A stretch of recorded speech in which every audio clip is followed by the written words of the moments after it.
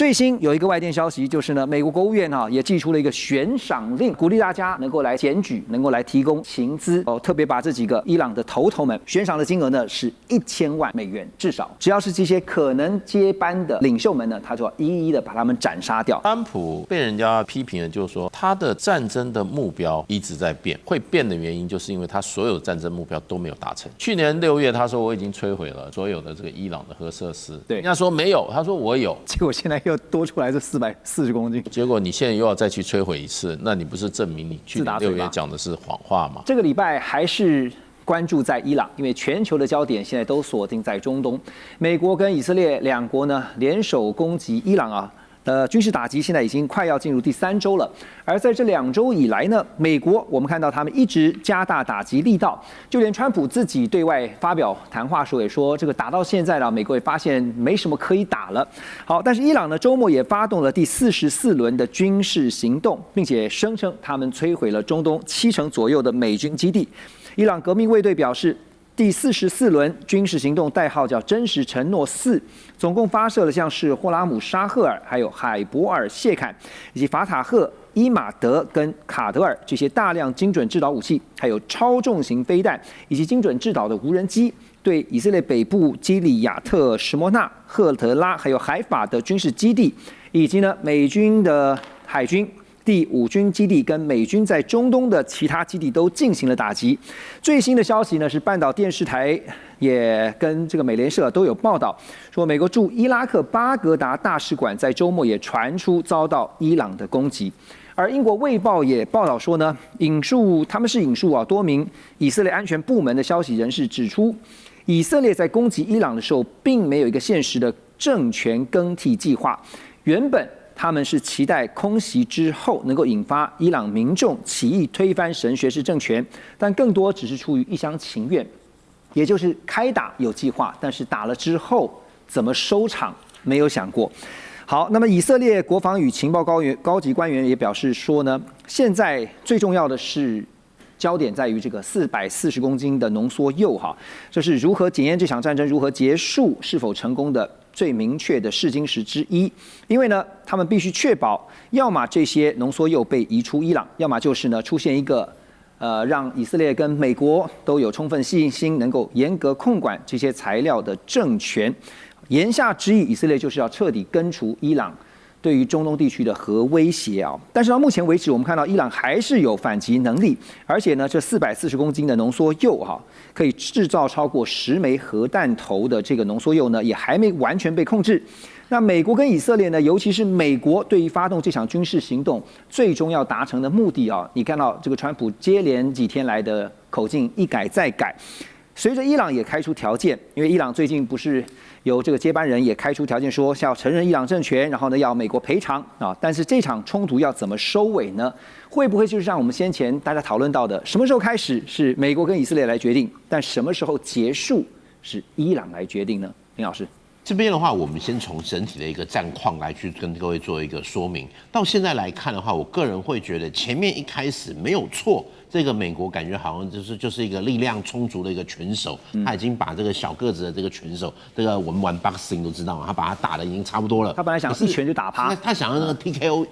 一拳击倒，技术性击倒。可是现在来看的话，伊朗他没有正面去跟你对抗。或许在第一回合，伊朗感觉被打的这个全身就是伤了，但是现在伊朗他也知道，我要跟你耗下去，他又好像是一个还有一些实力的拳手，但他现在不跟你到场中央，他往后退，他退到我们看过拳赛的那个中后场的地方，等你过来。跟你做一场近身肉搏，对，所以他现在要打的就是说，你要不要登陆？你要陆战打进去。如果你只是靠现在的空袭跟这些空中的打击的话，他还是有能力跟你耗。那这个耗的话，他怎么耗呢？我们看到他用了很多一些不对称的一些武力，不管是这个无人机还是一些飞弹，偶尔打他几发啦，或者是说他的无人机去攻击这些海上的这个霍木兹海峡的几艘船啦，他用这个方式去造成你美国现在一个你要打不打都在一个进退维。他们有学到教训就是有保留战力对，我会觉得这一个的话，现在伊朗他现在知道，他跟这个之前伊拉克等等都一样，他看过这些历史，他知道说他要如何。现在最重要的不是跟你美国正面对抗，而是内部维稳。所以我们看他最快速的就选出了他那个二儿子嘛，那个次子来继续担任，就是他至少的他说明了现在伊朗不是一个权力真空，对，即便我的这些高层被这一个可能暗杀了以后，但是我依然可以对我内部有一定程度的控制力。那美国跟以色列也知道啊，所以他其实他之前就是不管是库德族还是这一个亚塞拜然，开始有一些地面的一个行动，但是内部会不会有这些人群起这一个要推翻神学士去支持这个亚塞拜然？这个可能有机会，但至少不会在这个立刻看到。所以我会认为这场战争有可能还会有1-2个礼拜的一个左右的时间。主要还是要去看现在伊朗内部的一个状况。那关键在伊朗内部，伊朗的内部的政权能不能去掌握？那你至于说这个浓缩铀呢？其实反而现在浓缩铀对于伊朗来说是有一点烫手山芋。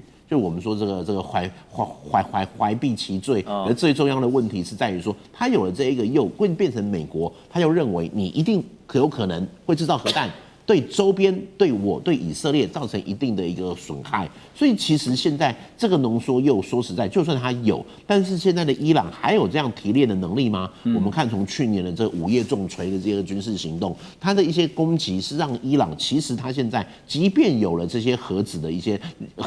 些原料，但是它是不是有足够的发射能力、投射能力，这点还是未知数。所以我个人会觉得，现在就这个伊朗来讲的话，它就在一样是要打一个不对称的作战，就是以拖代变，用这个方式去看川普是不是要去跟他做个谈判。那刚刚有去提到了一点，就是好，川普可能要承认神学士的一个政权。那这里的话，我个人会认为，对川普来讲，承认或许是政治因素，但对于川普来说，现在你第一个，伊朗的经济可能已经被攻击的差不多了，你没有能力去资助真主党，去资助这一个我们说的也门胡塞组织，等于说让以色列少了一大半的心腹大患。第二个就是石油。这一次我们有去看到霍木兹海峡也好，或者是现在的一个美国有去攻击到一些伊朗的炼油的一些设备。未来如果伊朗把提炼石油或提炼原油的能力交给美国的话，就像美国控制委内瑞拉，对于川普来讲，他等于是有了自身的石油之外，委内瑞拉，另外一个是伊朗。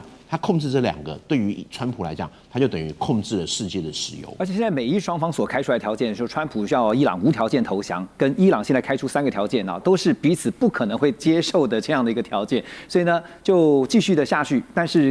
尹勇老师刚刚特别提到是，如果美国发动地面部队要来摧毁或者是要来夺取这个浓缩铀的话，也必须要考虑的是代价问题啊。那以色列总理纳坦雅胡呢，最近也抨击啊，说这个接任伊朗最高领袖。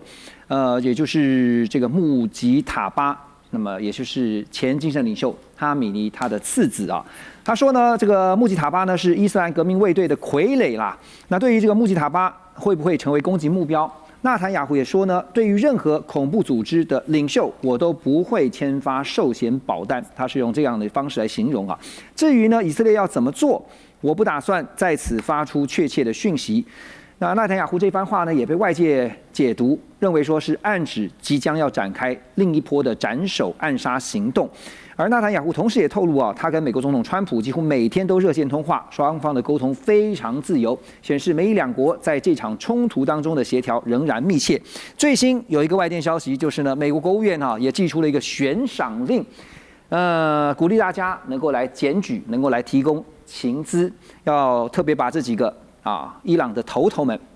悬赏的金额呢是1000万美元，至少你提供这个相关的情报，只要是这些可能接班的或者这些有可能是伊朗这些领袖们呢，他就要一一的把他们斩杀掉。好，那就算最后真的把这个现在的接班人，也就是穆吉塔巴给干掉之后，难道战事就会因此结束吗？那是。不会，因为他已经干掉48个了，也没结束啊。对啊，对不对？你现在才10个了。对，所以现在的问题就变成就是说，我们今天做一个期中盘点吧。就是说，川普被人家批评的，就是说他的战争的目标一直在变。而且就是说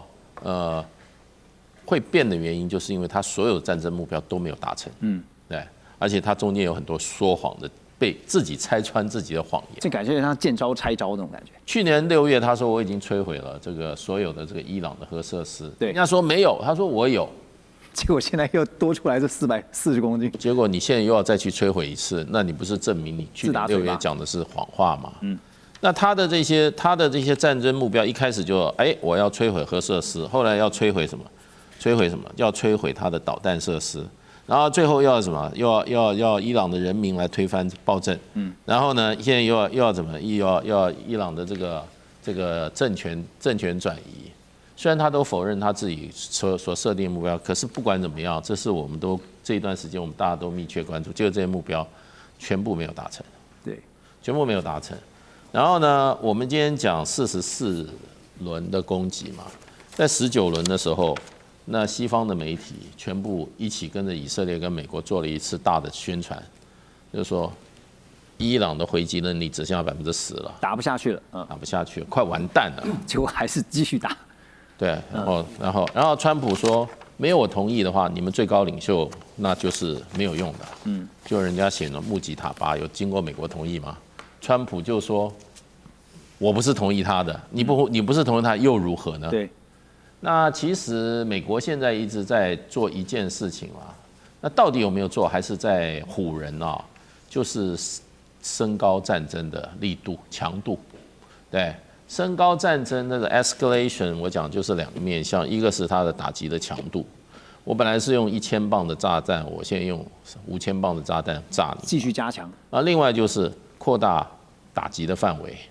那我想看，就这10几天，那个最近的美国国防部说，我已经打了5500个目标了。我老天哪，5500个目标，你的范围怎么加大，对不对？而且。这以色列只不过打了几个油槽，美国就受不了，就开骂了。那你的范围没有加大。那最近这个对照纳坦雅胡，刚刚我们提到他这个说什么暗示要斩首，另外就是川普最近的说法，大使觉得是不是有在酝酿一个，就是以色列呢现在要开始另一波的斩首行动，然后让美国退居到第2线。斩首现在就是效果不大，你再斩首也效果不大。现在你已经把你现在这一波打击已经把伊朗人民团结起来了。对，现在已经不是在政权的性质了，现在是民族主义的抗争了。是你要不要灭亡他这个文明了？所以谁叫你一开始就把人家的女子学校打掉160几个学生，而且你还否认？你这不是把伊朗人民都团结在一起了吗？对。现在他要打民间目标的话，那最近把那个油槽打掉30个，伊朗天上下的雨是黑色的，然后呢会造成这个长期的疾病。你是针对伊朗政权还是针对伊朗人民啊？对，所以就变成这个战争越打的，我觉得美国就越打的怎么讲呢？越不利于他自己达成的目标。对，所以我们现在看到最近这个伊朗也回敬美国哈，就是打一些非军用的相关设施，包括像杜拜的金融中心啦，还有就是除了军事基地以外的哈一些美国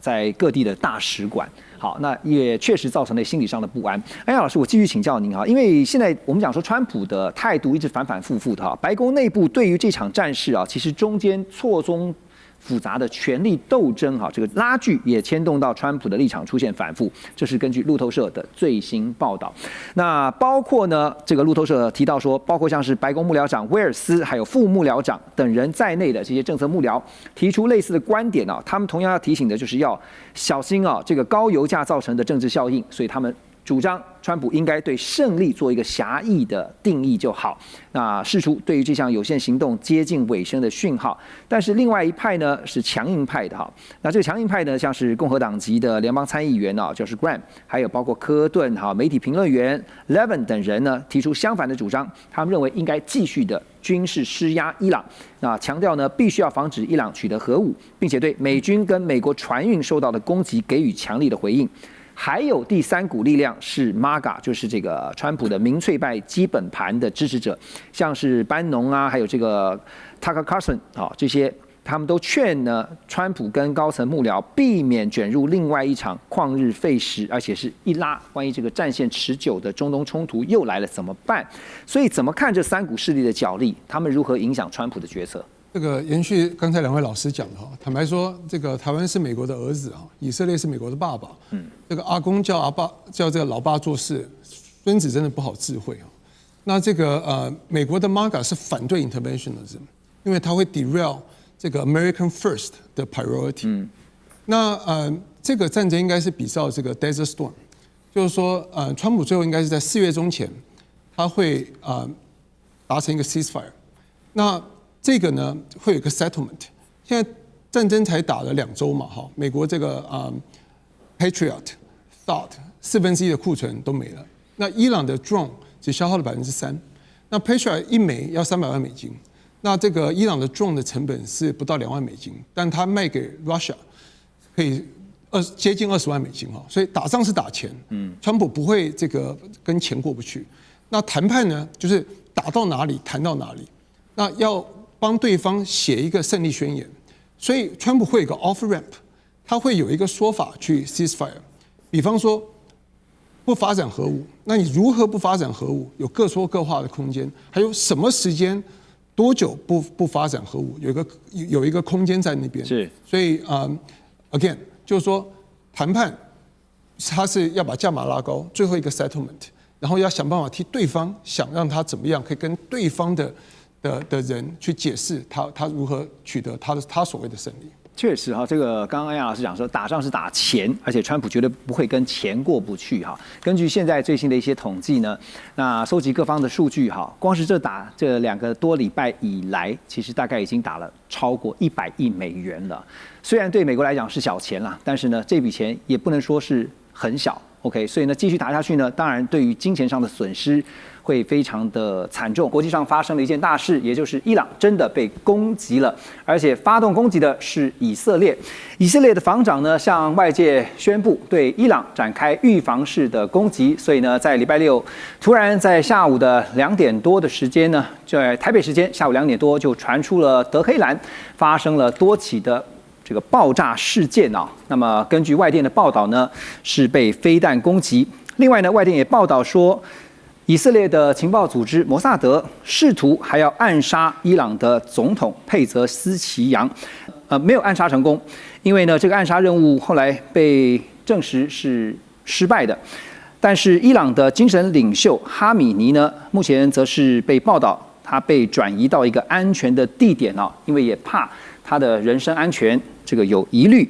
好，那么在一开始的时候，这2天其实有关于伊朗跟以色列，甚至接下来美国会如何的来介入跟配合以色列来打击伊朗。那所以先请吴宇老师帮我们做一个短评啊，对于中东地区的地缘安全，现在您觉得可能接下来我们要观察的是会不会造成蔓延肆意，甚至是可能会有一些波及？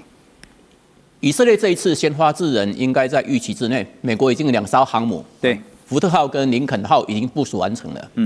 那以色列这一次对伊朗的攻击，它只能是空中的攻击，因为2者之间，德黑兰跟特拉维夫距离将近1700公里远，所以绝对美国跟以色列都无法派遣军队去进行对伊朗进行占领嘛。所以这一定是停留在有个空中的攻击嘛。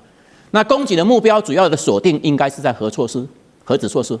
攻击的作为，我相信也不容易让伊朗的这样一个8800万人的具有什叶教派的政权因此而垮台嘛。对，所以从这个角度当中，我们就要看后续性会引发哪些效应。如果这个攻击进一步的扩大来讲的话，造成伊朗本身政权当中产生很大的反扑，至少有几个。第一个，它涉及到所谓的美国、中国跟俄罗斯3个之间的大者关系。因为伊朗的90%以上的石油的输出是来自于中国的。第二个，那如果伊朗它还有能力进行报复，它如果封锁荷姆兹海峡，它对全世界1/3的石油贸易以及卡达100%的有关于天然气运输会产生影响。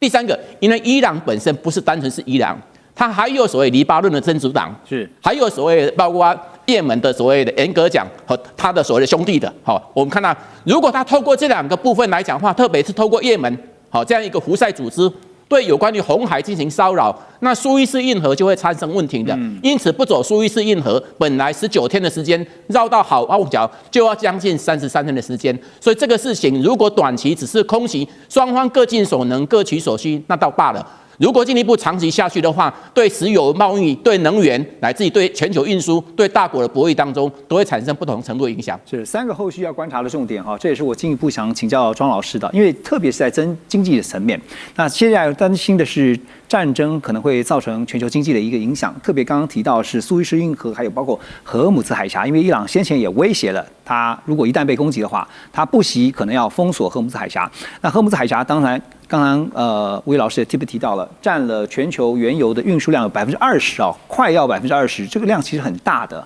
那您接下来评估啊，这个战火如果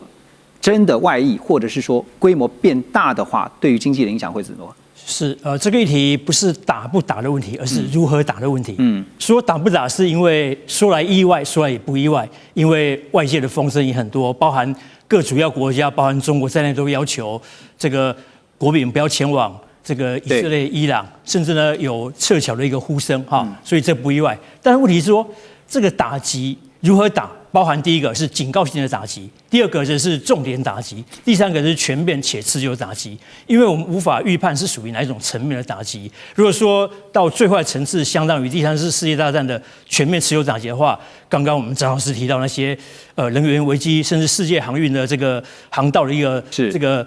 涌塞等等就有可能发生，所以目前要判断似乎言之过早。不过可以注意到，在美国相关新闻媒体下面留言，几乎多数都是反对川普政府的行动。尽管美国政府声称这次行动的理由在于伊朗已经研发射程可及美国的飞弹。此外呢，去年6月的这个对于伊朗核设施的打击之后呢，伊朗还是不死心继续研发，但是很显来看，民众似乎不买单。OK， 这个伊朗现在也放狠话了，他说，被打了之后呢，他们会进行全面式的，而且是毁灭性的报复行动啊。那接下来他们的规模会是如何？还有呢，它的影响层面，我们会继续的带着大家透过节目来关注。好，在农历春节啊，进入3月份，马上很快就进到3月份，还有一件国际大事啊，也是全球都在瞩目，也就是西川会。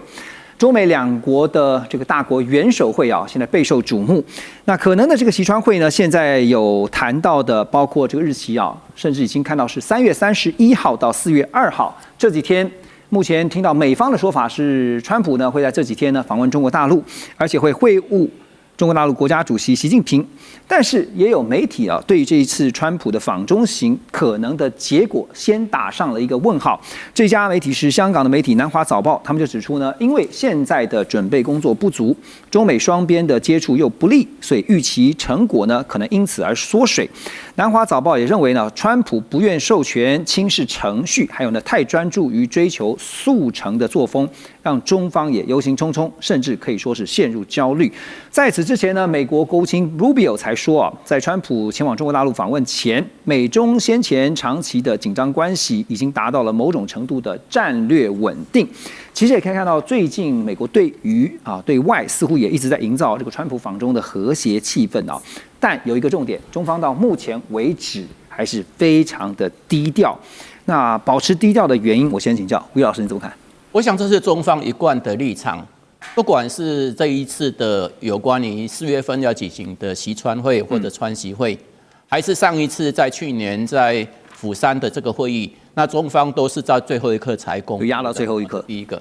那第二个来讲的话，当然某种程度来讲的话，像这样一个所谓双方正式的会谈，这是应该算是川普在2017年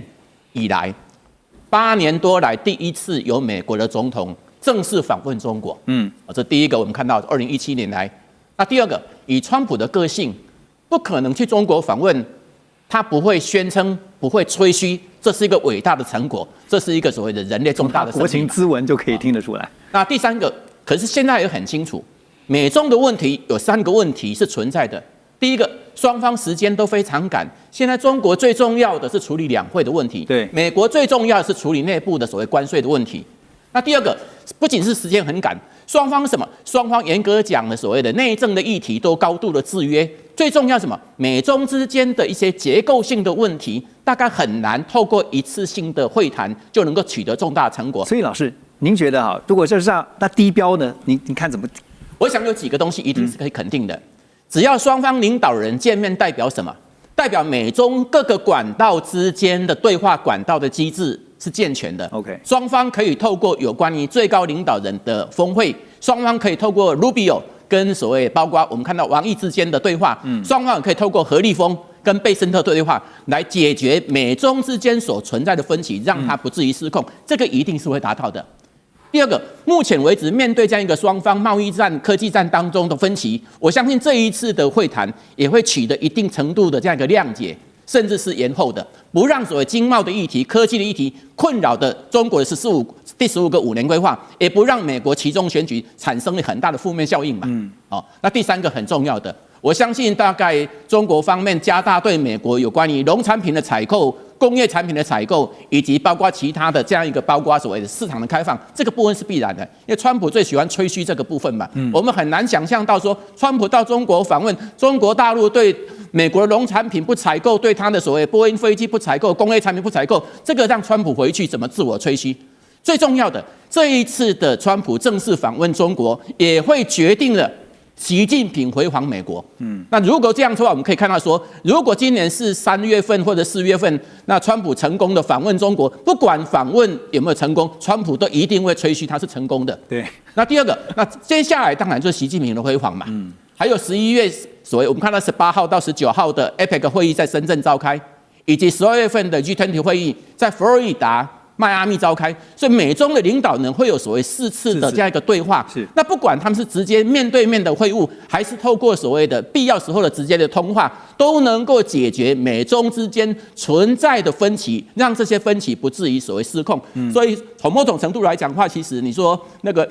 美国国务卿鲁比奥所讲的，就美中之间如果维持一个战略的这样一个沟通的管道，让沟通管道针对敏感的问题不失控，这个问题应该达到了。对。但是如果要解决双方所存在的一些严重的敏感的问题，我相信当然一次的会晤，不要说一次会晤，4次会晤可能都解决不了吧。对，起码这一次如果真的顺利成行的话，低标是可以达成的。一定会达成的。对，但是而且这次的达成一定会关系到后面3次当中能不能顺利举行嘛？对，而且对于这个美方来讲，尤其是川普来讲的话，贸易休兵这个有助于年底的选情。对他年底的11月3号，因为今年很重要的2个美中台3边关系，在今年大概都有3个议题的关注的。就美国来讲，11月3号，那11月3号进行期中选举。那期中选举一旦川普失去了众议院，众议院是掌管有关于财政这个部分的。如果他失去了众议院，他就变成是。哪怕他只是孙悟空，他头上就戴个金箍咒。如果他也失去了参议院，那他就不是孙悟空戴金箍咒，而可能变成猪八戒了。对，好，所以从这个角度来看，他是关注这个议题嘛？是，习川会其实也牵动了两岸之间如何来互动跟接下来的发展啊。因为呢，在2026的大家都关注的是这个中美元首，特别刚刚吴越老师讲，2017年以来的中美元首再次的见面，当然牵动着两岸、台美跟美中台3边关系啊，会产生什么样的改变？那尤其呢，2月初我们知道习川两人通了电话，特别在电话当中，习近平点名了，就是川普你要好好的处理对台军售这个议题，因为这个议题很重要。两岸之间呢，这礼拜也看到了新华社最新公布了一批禁用语的规范。这个禁用语呢，这个内容加起来看起来总共有102条啊，包含了国际关系啊、港澳台、领土主权、宗教、民族等等。那其中关于台湾的表述规范，那禁止提及两岸3地，还有不得使用中台含有并列意义的词语啊，甚至像是Formosa 福尔摩沙这些字眼。所以针对新华社最新针对有关两岸的这个词语的禁止规范，我们怎么解读？张老师？是这个应该来讲不是新闻的了哈，因为已经几十年了，特别是我们从事新闻行业最清楚啊。那这一次特别强调，而且把管制范围增加，我想有几个意义。第一个就是维持一中框架，还有建构台海问题内政化的一个现象，也就是说避免把什么两岸3地啊，这个中台并列或对等，避免认为说，台湾、香港、中国是对等并列的，所以避免违反一中框架。第二个，只是我们讲到的就是说，有些人觉得，怎么福尔摩沙这种中性名词也不能讲，也就是说，中共方面他希望能够撕掉历史的负面标签，因为福尔摩沙是当年17世纪大航海时代这些帝国主义殖民行动所带来的名词。对，那不是一个中性名词。回推历史的话，只有400年。对，有时候我们在强调说要把台湾抽离大中国历史，会喜欢用这个名词啊，甚至一些台派人士喜欢用的。是，所以中共方面也不乐见这种情形。第三种情况就是说，避免偷渡任何有台湾实质主权的官衔或单位名称，好比说总统府他们规定要叫说这个台湾领导人办公室，那我们的行政院他们能叫台湾行政院，不，他们叫做台湾的行政管理部门。哦，那立法院他们叫台湾民意机构。那我们的国防部长他们叫防务部门主管，也就是说避免在这些用词偷渡台湾主权。最后一点则是所谓的国际话语权的控制，因为有一句老话嘛，国际话语权的边界就是国力的边界。那如果能够掌握国际话语权，相当于把国力拓展到这些领域去。不过我们在台湾也不用太担心了。第一个，它规范它的，我们还是讲我们的。尽管新华社的做法不止新华社，还包含大陆的各媒体、入口网站，还有跟大陆往来那些外媒，但是我们还是讲我们自己的。好，第二点呢？事实上呢，我们自己也有相关做法哈，比如说我们是学校会派参访到大陆嘛哈，那比如说我们文化大学去山东省，山东省叫鲁嘛哈，我们台湾教育部就很反对鲁台青年联礼，因为认为把我们台湾矮化，变成就是说跟山东省并列，所以我们只能叫两岸青年联礼。那最后一点，也就是说这回事到底是两岸关系不好的因还是果？我认为可能是一个果，因为当年两岸关系比较好的时候，我们叫中华台北。他在他们的内部电视节目还会这样称，但现在一律称为中国台北。是，所以这是值得我们深思的。这两岸之间，其实我相信大部分的人都希望是能够气氛是和缓的哈，不要进入到军事状态哈。这个军事方面，其实也看到农历春节期间，大陆的央视啊，这个国防军事频道叫利剑，这个频道呢，在春节期间呢，就做出了一个专题报道，他们要深入探讨的是福建舰的供电系统啊，特别 focus 在这个风电系统，其中呢，特别针对常规动力的航母，曾经被质疑说没有办法满足电磁弹射的瞬时高能耗的要求，所以点出了，因为福建舰创新采用了超级电容储能技术，所以它的充电时间很短，可以独立承担脉冲负荷，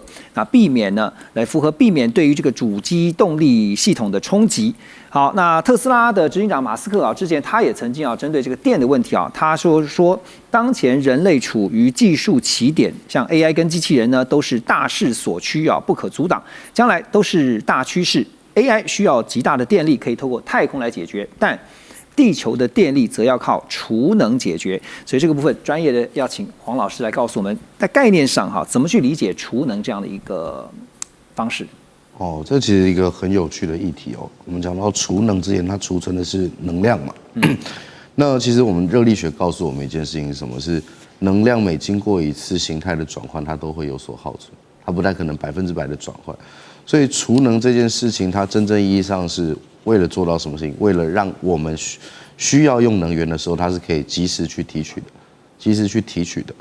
那在储能方面呢，我们可以分成3种形式来描述它。那其中2种是真正意义上的储能，比方说，我把它储存在一个用化学的方式把它储存起来，它可以给我很高的能量密度，就像一个马拉松选手一样。它可以不断的稳定的供电，我有一个很大的水缸，然后很细的水管，细水长流的去供应这个电。那另外一种就是像这次福建舰采用的超级电容的方式，其实很多交通工具在启动的时候需要比较高的瞬时能量的时候，它有一个比较高的功率密度。那我们就会采用这样子的一个储能方式，这个是真正意义上的储能。那另外一种，其实像黄仁勋或者是像Elon Musk， 他们其实都有提到说，AI 跟储能，或者甚至有人提到 Bitcoin 跟储能的关系。当我们人类，因为其实我们今天去运转这些发电机或者去产生能量的时候，我们其实没有办法随时把它停下来，它是必须24小时不断的去运作。但实际上，人在供电的时候会有高峰期跟低峰期。那我们怎么样有效的把这些低峰期的时候的电力，我持续把它填满，我不见得要直接做一个储能的转换。这是第3种叫动态上的一个储能方式。OK， 就是几种储能方式因为特别在这次看到。央视的军事频道点出了福建舰它的用电系统，就是特别是储能这一块它特别也点到了最核心的技术呢，就是以中国大陆工程院院士马伟明他所带头研发的一整套的这个综合电力系统。那他们也表示说，在这个系统的支持之下呢，由航母的中央配电系统来供电，布置了电磁弹射器，还有配套的储能装置而且布置电磁拦阻装置以及新型船载的电子设备。其实简单白话一点讲呢，就是说电磁弹射它需要很大的电力，可是它必须透过现在这个尖端的储能的一个方案，使得它的充电时间变得更短，然后呢能够来因应在未来新形态的这个航母，特别是在福建舰上面啊，它这个电磁弹射的需要。好，那所以刚刚这个黄老师也特别提到，就是让我们有概念性的了解到这个储能哈。那现阶段啊，这个储能的状态，比如以中国大陆来讲的话，他们已经可以做到什么样的程度？您的了解是？这个储能现在全世界其实最主要的还是分为几个层次嘛。那一个是所谓的我在民用基础上的基础建设型的，然后以及到我移动型的。那可能在基础建设型的未来可能比较大的趋势是大型的溢流电池堆，这个可以做比较大量的一个储能，然后储在电池里。是，主要还是储在电池里为主嘛。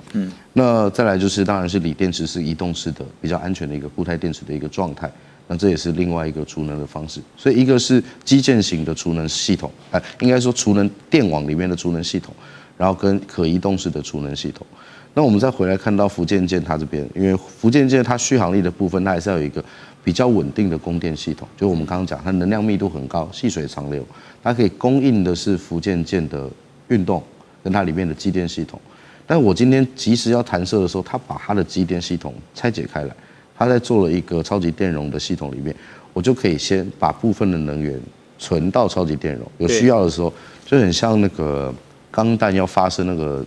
雷射炮的时候，它得蓄能，我就把这个能量蓄好了。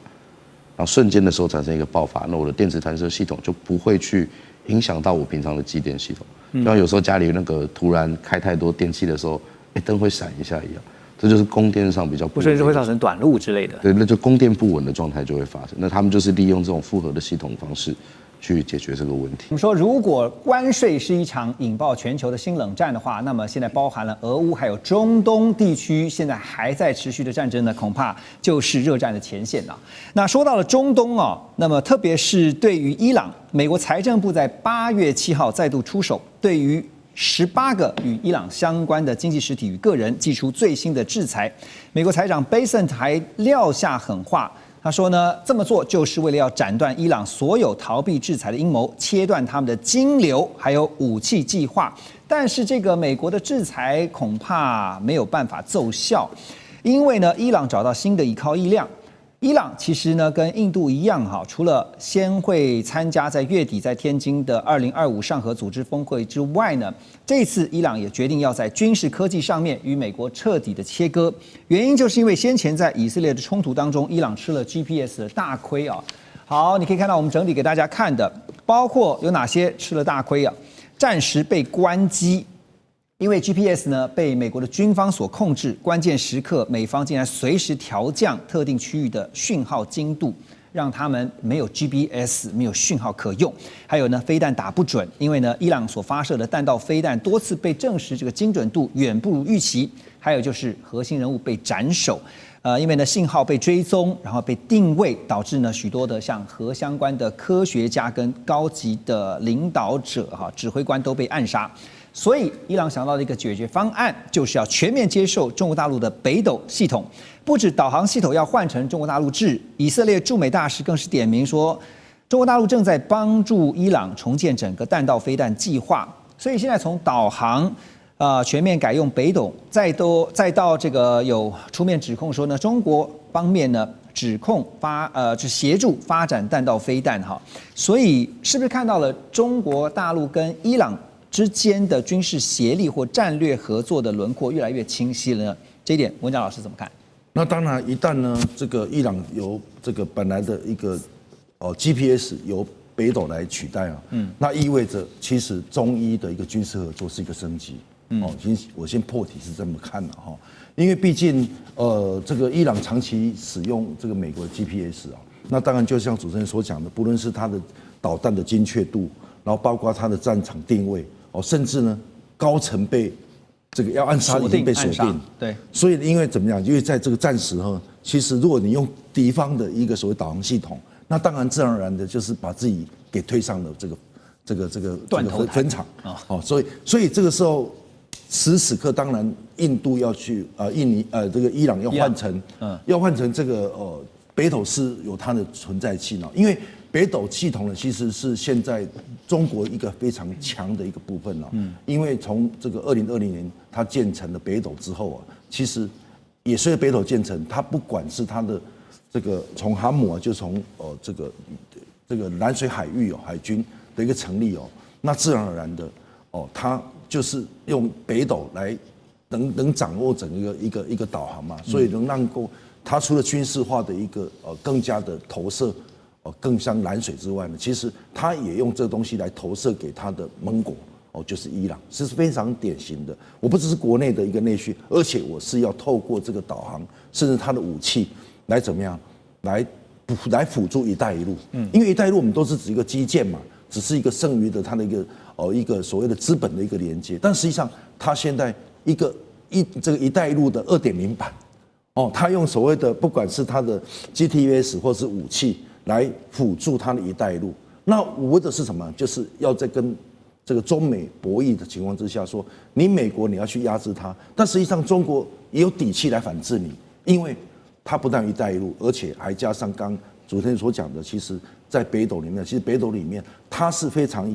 一个非常强。一个非常我觉得强而有力的一个导航系统，因为如果没有导航，那自然而然呢，那这个效果就不佳。再加上呢，其实这个北斗的应用主要是在怎么样？是在一个对抗干扰跟自主控制。如果它有了这个东西，那也凸显说它的科技武器里面也可能得到在战场上得到充分的一个被运用以及被推广，甚至会产生对以色列重大的一个创伤。就是让它的软硬体都升级以后，对以色列来讲的话，这个是存在着威胁的哈。那当然，这个美国当然现在呢，对付伊朗其实就像是对付俄罗斯一样哈，就是要切断金流。可是伊朗呢，似乎看起来也没有在怕的哈，因为他们甚至还高调成立了国防委员会，要力拼军武实力的提升跟发展。但是我们都知道，要发展军武，要提升这个武器装备呢，当然最重要是钱就是金流哈。这钱从哪里来呢？答案依然是指向中国大陆。美国媒体有透露说呢，中方正在透过一支庞大的影子舰队，向伊朗购买石油，而且是持续多年了。光是这几年呢，就已经让伊朗进账了超过700亿美元。可是既然被称为影子舰队就表示说他们的行踪很难掌握。那究竟到底是如何运作才能够避掉这个美国的全球监控网络这一点，马老师的看法？我想这个在过去这几年因为大家要回想一下，其实，在拜登2022年的2月开始，他给伊朗这个经济制裁的豁免。是，那意思是从2022年到2025年，其实伊朗可以跟外界比较自由的贸易所以这700亿美元应该是在那2-3年里面累积出来的一个数额。但是在这个川普上来以后，又开始制裁，就是2025年开始那所以接下来，那我相信这个媒体报道，就是透过这种影子舰队去运输这个石油的这个可能性，我觉得是蛮大的。那因为刚好我这个暑假有去搭邮轮那你会发现，其实你只要有兴趣，你在网络上查，你可以查到全世界每一艘船在海上现在的位置这个非常容易取得。那原因是当我到这个船长室的时候，你会发现它里面有一个很简单的仪器，就是 GPS。它打开以后，附近所有的船只，它都知道谁是谁，它是什么船，是什么名字，现在在哪里，离我多远，那个雷达上就看得非常清楚。那包含自己这艘船也会开。可是，在公海上面，其实当一个船把这个 GPS 它是可以关掉。它关掉的时候，其实你只能靠肉眼或卫星去找。可是，在海面上这么大，其实非常难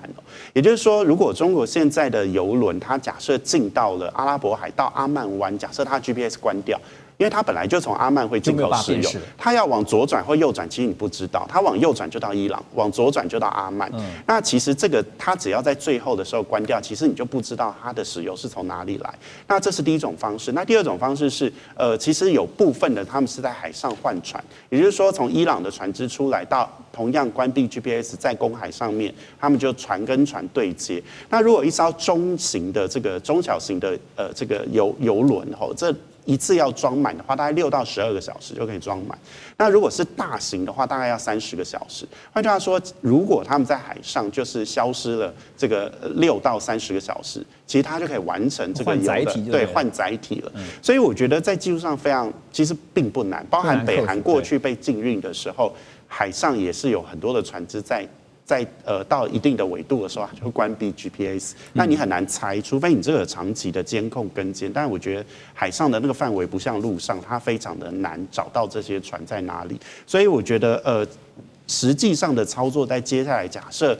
中伊之间要改善就是要持续他们要深化关系的话，透过这种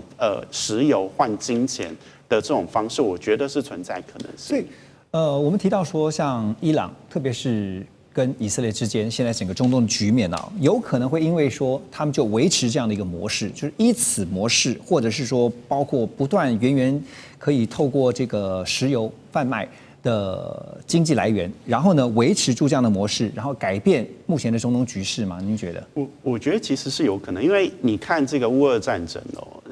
在乌俄战争以后，中国对俄罗斯采购大概占了就是石油大概占了它现在20%啊，那比例非常的高。那也就是说，中国大陆本来它1年就要50亿桶的石油，本来就要买，跟谁买？他可以决定嘛？那这个买，对他来讲一鱼两吃，就是我又可以买到便宜，然后又可以资助你，然后这些势力其实对美国都是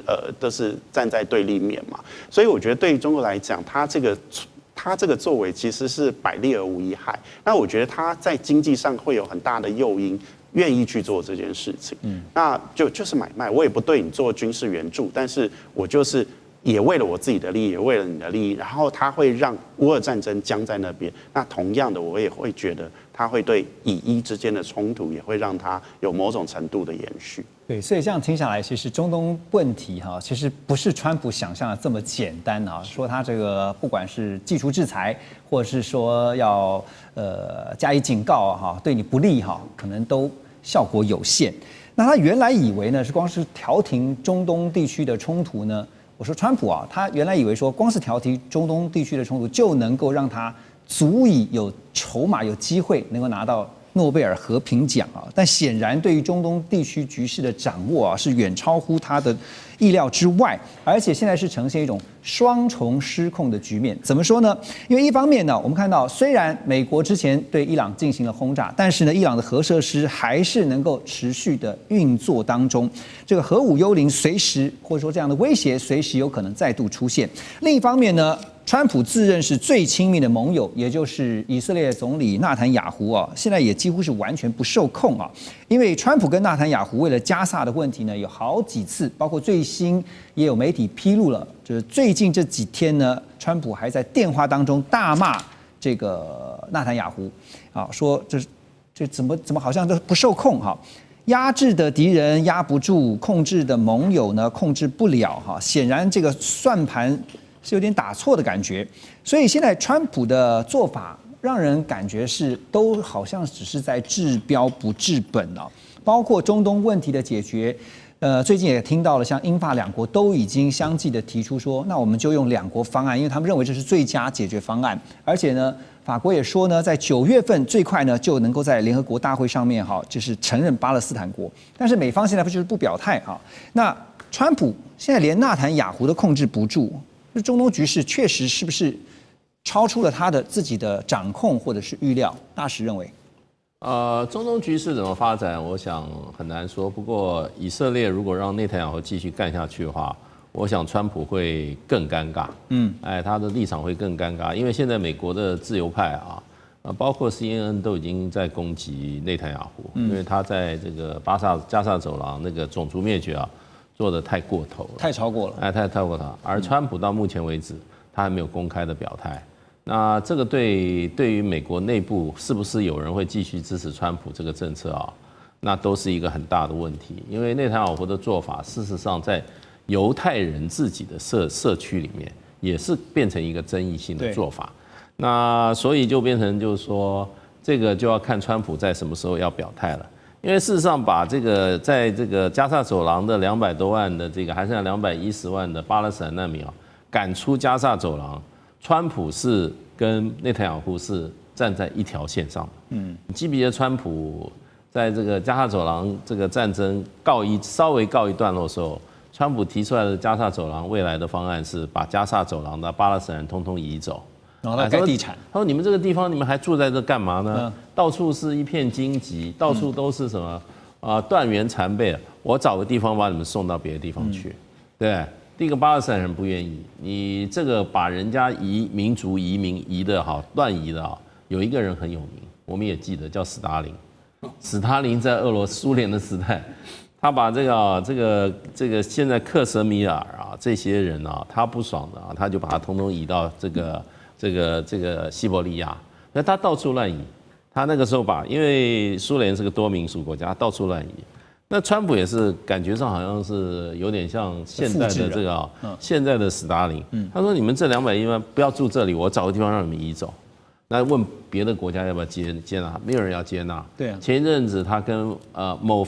些非洲国家接纳，他可能要收买，也没有人要接纳。对，所以就整个方案都死在，所以要把巴勒斯坦人赶走，他跟内塔尼亚胡是一样的。那只是现在内塔尼亚胡的做法，让川普也没有办法接受，因为国际社会都反了。你知道这个大概2个礼拜前，这个联合国的这个难民总署他说，现在巴勒斯坦，这个就在这个加沙走廊里面有1/3的人口是属于营养不良、饥饿状态，70万人现在是营养不良、饥饿状态。我今天上午才听。这个国际红十字会说，他说这个饥饿人口已经上100万，非常不人道，对，上100万了。然后呢，这个小孩子、妇女是最脆弱的，死亡率蛮高的。然后呢，更可笑的是说，他这个发放粮食的机构已经打死了快2000人了。对，而这个机构呢，就是美国跟以色列共同组成的人道救援机构，其他全世界所有组织不能进去。这很讽刺。那他们设一个这个粮食发放站，变成一个什么？变成一个屠杀场。这个川普手上的鲜血，大家也看得到，他手上在滴鲜血啊。美国的手也在那边滴鲜血啊。可是大使，川普现在感觉上是拿纳坦雅胡没辙，你觉得杀手锏是什么？杀手锏他就是要警告跟内塔尼亚胡切割了。那现在他切割不下去啊。内塔尼亚胡上一次去白宫的时候，他说：“这个川普先生，我已经正式提出了要求，叫这个诺贝尔奖颁发和平奖给你。”然后他还说了一句：“他说所有在这个房子里住过的人，你是最支持我们以色列的一个人。”所以呢，拍马屁嘛。没有，就把川普一起拉下水了。所以川普看他什么时候要跟内塔尼亚胡切割了。